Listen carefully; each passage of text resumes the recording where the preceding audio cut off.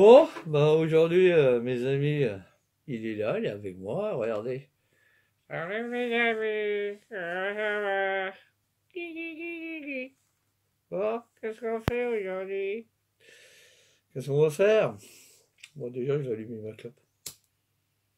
Et je t'interdis de fumer, toi. Sinon, je te fous une mandale dans la gueule. Bon, aujourd'hui,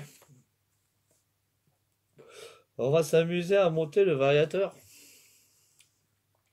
Le variateur bien, parce que le cours, il va être dur. Pour la milliardième fois, je vais encore montrer à nos amis comment monter un variateur. 203. T'es sûr que tu sais monter ça? Bah attends, tu me prends pour un con, quoi. Tu veux pas que je te le montre? Tu sais monter ça, toi? Bah attention, toi, les genoux. Ouais. Ça y est, il m'a donné son prénom. Dis, tu peux dire à tout le monde comment tu t'appelles? Je m'appelle Pigeot. Tu t'appelles Peugeot? Bah c'est bien ça. Tu vas me montrer comment on remonte le vario? Hein? Non. Le temps que je fume ma clope, tu nous fais ça tranquille biloute? Hein?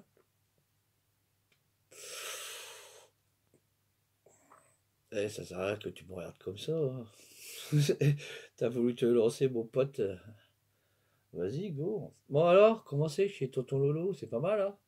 Ah, c'est fait cool. Il y a plein de jouets. Ah, il a plein de jouets. Bah, regarde, le Vario, c'est quand même un petit joujou, hein? Hein? Il est beau, ce petit jouet. Bon, bah là, on va montrer à nos amis comment on va remonter un variateur avec quelques petites modifications à la clé. Hein?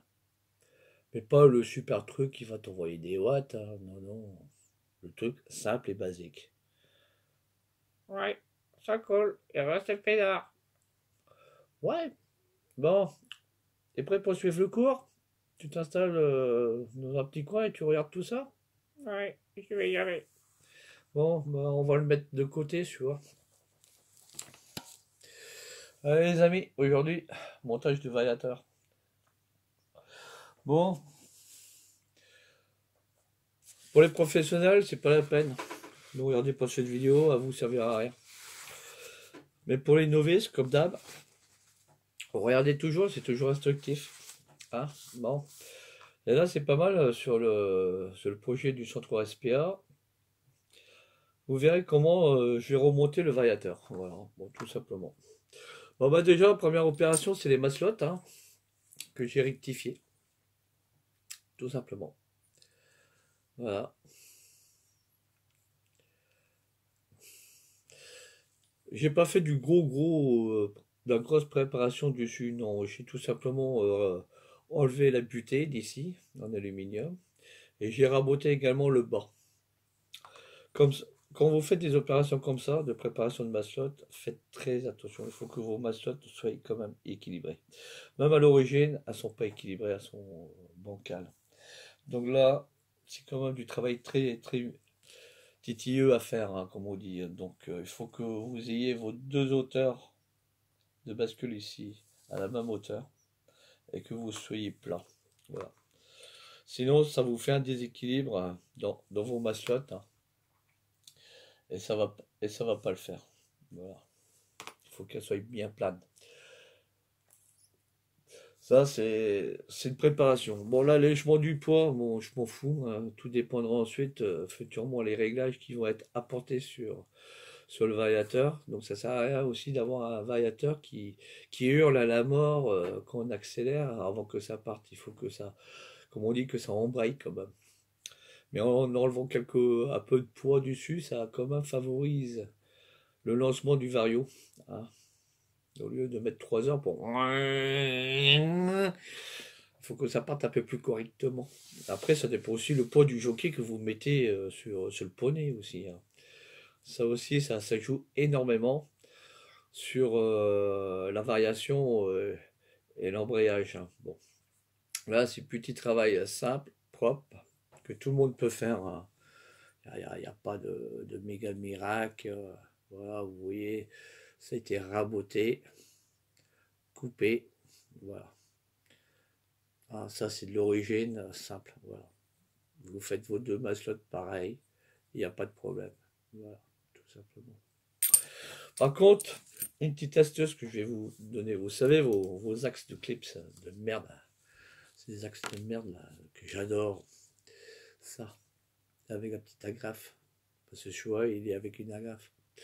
Ça, pour remettre ça, je peux vous dire, tu t'amuses.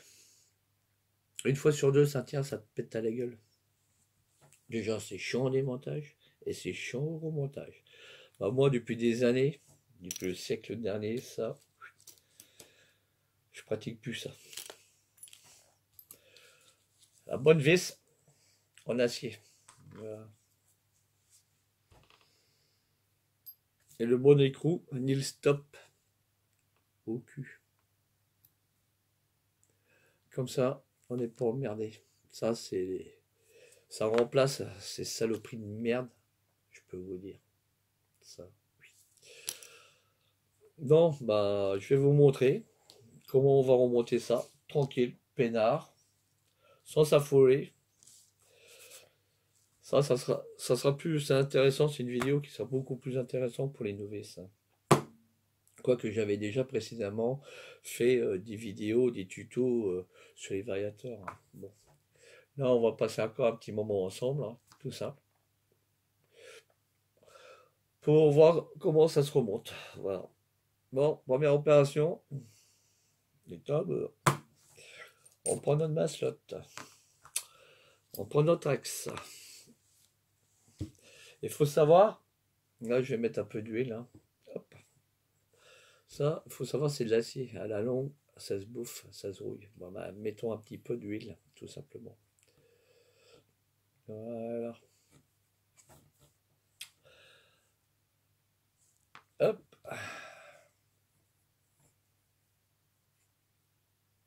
Voilà. On en met un petit peu, comme ça évitera que ça rouille dans le futur. Il faut savoir que votre variateur tourne dans un sens. S'il tourne comme ça, bah, il faut mettre les vis toujours en tête bêche. Ça, j'ai toujours dit, mettons les vis à tête bêche.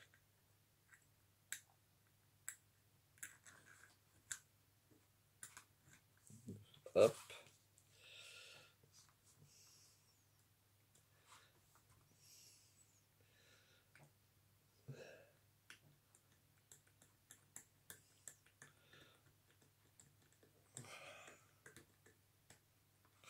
Hop.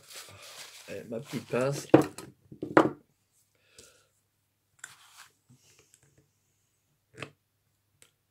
On bloque ça tranquille. Et on visse tranquillement. Voilà. Au vissage, il ne faut pas aller à fond, à fond. Parce que si on serre à fond, ça va resserrer et ça va bloquer la masselotte. Non. Voilà. Il faut que votre masselotte soit col libre. Voilà, vous voyez. Voilà. Et de l'autre côté, on refait la même opération. Hein. On le pose. Et je vous ai dit, laver sa tête bêche. Sans s'inverser.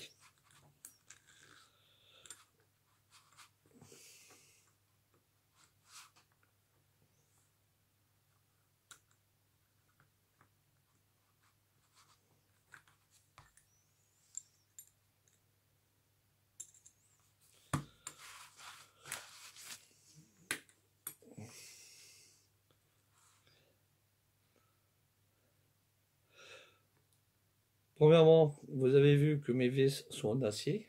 Hein, donc, une rigidité quand même. Ça ne cassera pas. Et un écrou nil stop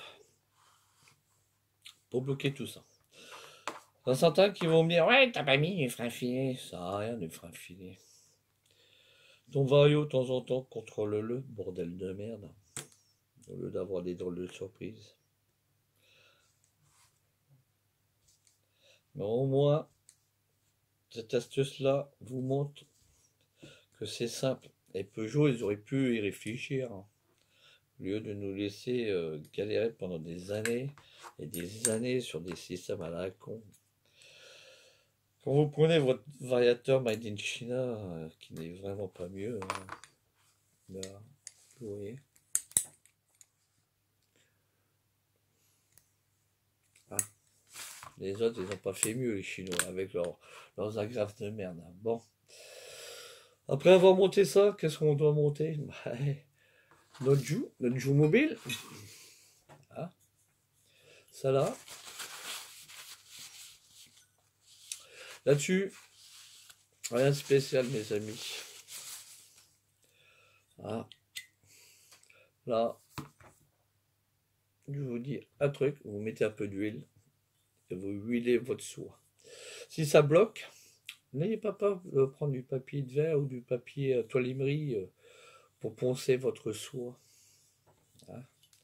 Mais moi, je vous donne un conseil, huilez. Ça sert, ça évite que ça se grippe avec le temps.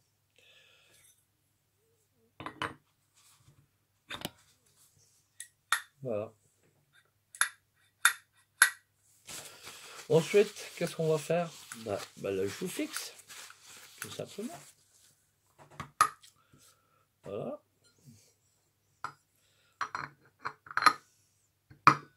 Tac. Là, qu'est-ce qu'on va mettre? On va mettre une rondelle. Ici. Ensuite, notre fameux écrou qu'on va monter ici. Ça y est, je l'ai, l'écrou.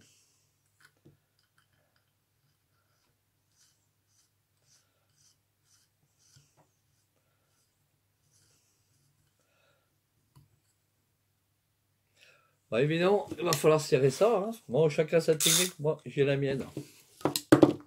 Je prends mon tourne-cul. Écoute 32. Hein.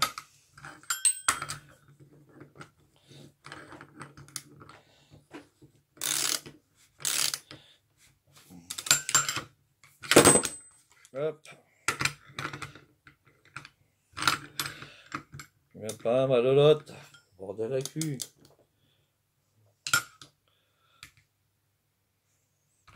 Bon, vous serrez pas ça comme des tarés. Hein. Ça sert à rien. Regarde. Voilà. Tournevis. Comme ça. Ah, mais tu vas fausser ton truc. Hein. Bah, ça sert pas comme un gros con. Abruti, va. Voilà, là, ça suffira. Là, je fais pas rabattre ma rondelle, non. Pour stopper mon écrou, ça sert à rien. Pourquoi? Parce que s'il y a des réglages à faire à l'intérieur, ça évite d'esquinter la rondelle de blocage. C'est le jour que ça sera de nickel chrome que là, ok, pouf, on valide, on replie, terminé. Voilà. Ensuite, on va remonter, vous savez, les deux mâchoires qui sont ici.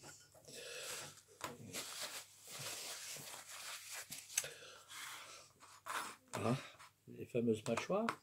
Là, il faut savoir qu'on a des caoutchoucs à mettre. Voilà. C'est des caoutchoucs triangulaires. Une des particularités, voilà, de ces macelons-là, qui sont pas mal, qui sont gardés à l'origine. Hein. Tandis que les chinoises, c'est pas ça. C'est des merdes qui se cassent. Comme ma main est encore huileuse, donc ça aide toujours au plastique, au caoutchouc, ici. À être souple, voilà. Là, c'est ça. On prend nos ressorts, nos fameuses resserres. Et la partie la plus grande rentre à l'intérieur. Voilà. Et là, on monte ça comme ça.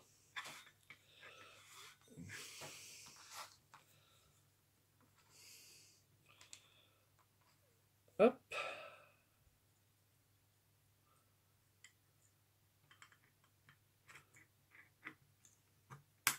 Voilà. Après, vous refermez tout simplement vos mâchoires. Et là, il faut se dire que c'est un variateur. Et là, on me demande toujours à quel cran qu'on met. Sur le variateur, on met toujours sur le deuxième cran. Voilà. Pas le premier cran. Le deuxième cran. Généralement, ça se monte très bien à la main. Hein.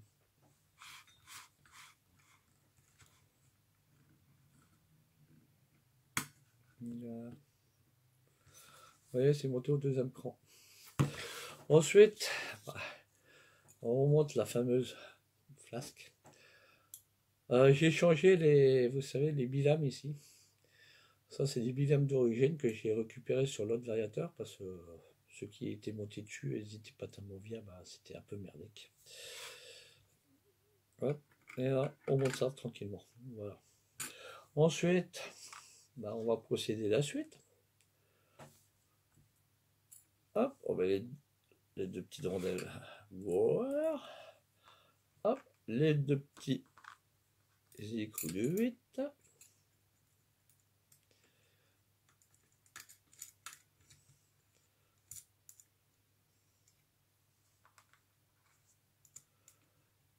Là, on va serrer un petit peu. Ça sert à rien de serrer comme un bourrin. Parce que plus vous serrez, plus vous esquintez vos pièces.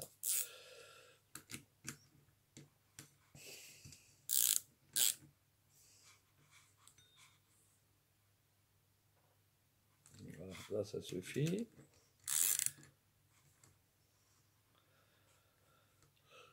Et là aussi, ça suffit.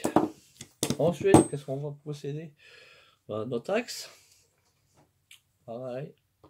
Hop, un petit coup d'huile. On met notre axe. Tac. Ensuite, vous savez qu'on a cette petite rondelle en plastique qui nous fait beaucoup de misère des fois, celle-là, à cause de sa surépaisseur. Hop, là, on monte. Tac. Et ensuite, on va regarder aussi l'imputé. Ça, tout simplement. Ça, il y a un sens. Un sens creux, un sens plat. Bah, le sens plat, sur l'axe, comme ça. Voilà. Ensuite, qu'est-ce qu'on pourrait bien monter? Vous savez, les trucs là. Il faut jouer avec des billes dans la toche à billes. Voilà.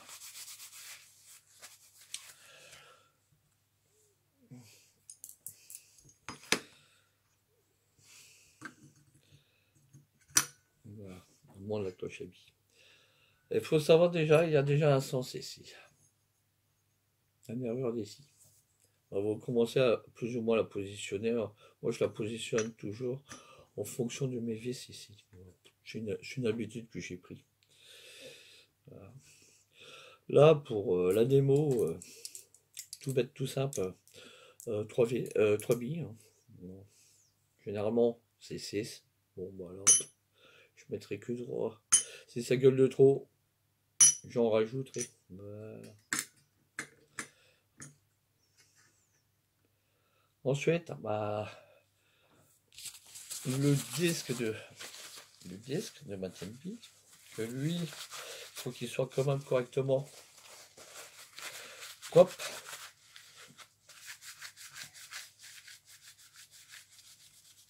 Hein. Et pas trop escaté ni bleuи. Ah, bon. Ok les amis, c'est pas mal. Hein. Là, on le pose. La prochaine étape, c'est quoi faire? Bah, notre fameux disque de friction que j'ai réussi à récupérer, que j'ai poncé. Hein. Vous voyez, il est encore bon celui-là, hein, donc il n'est pas esquinté. Hein. Que là, on le monte dessus. Voilà. Ensuite, la prochaine étape, c'est quoi? Bah, notre fameuse étoile, que je vous avais montré comment on retendait une étoile. Ça, c'est une étoile d'origine Peugeot. Je vous avais expliqué pourquoi, à cause des becs ici, qui sont recourbés. Comparé aux chinoises, c'est coupé avec des ciseaux, je sais pas comment. Voilà. Ça là, vous la mettez ici. Il a toujours un sens. Respectez toujours le sens de votre montage. Voilà. Vous voyez, toujours. Pour pas avoir des drôles de surprises. Ensuite, ici, vous avez la rondelle de poussée. Cette rondelle, des fois, on a des drôles de surprises à cause de la cloche qui est ici. Vous savez, la fameuse cloche.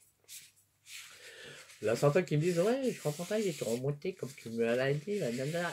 Et je pousse comme à Denis, je sais pas, démarrer sans brème. Ah.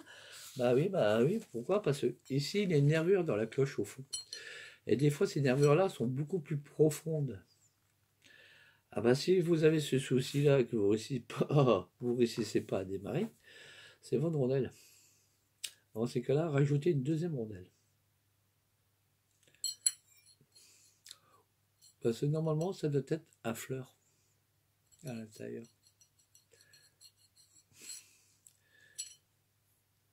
Il existe aussi de la rondelle un peu plus épaisse, hein. Donc ça fait à peine 0,4, hein.